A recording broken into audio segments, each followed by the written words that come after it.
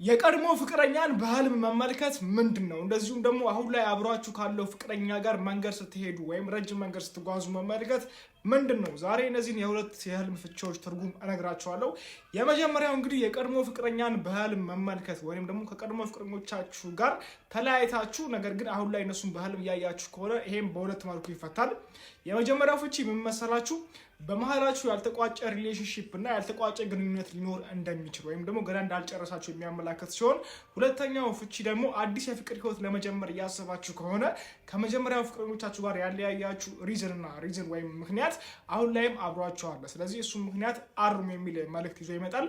ሌላኛው ደግሞ አሁን ላይ አብሯችሁ ካለ ፍቅረኛ ጋር ረጅም የሆነ መንገድ ስትመለከቱ እንደዚሁም ረጅም የሆነ መንገድ አብራችሁ እየሄዳችሁ ስትመለከቱ ካለማችሁ ይሄም የሚያመላክተው ከዚህ ሰው ጋር ረጅም ዘለቄታ ያለው ፍቅር ወይም ደግሞ ብዙ ጊዜ አብራችሁ ልትቆዩ እንደምትችሉ የሚያመላክተን የህልም አይነት ነው ሲሉ የተለያዩ የስነ ልቦና ባለሙያዎች ይናገራሉ። ለተጨማሪ የህልም ፍቺዎች እንግዲህ ዩቲዩብ ቻናል ላይ ባዮ ላይ ያለላችሁ የገባችሁ በርካታ የህልም ትርጉሞችን ማግኘት ትችላላችሁ። ይሄን አካውንት ፎሎ እንደዚሁም ላይክ ሼር ማድረጋችሁ እንዳይረሳ። ዋን ላቭ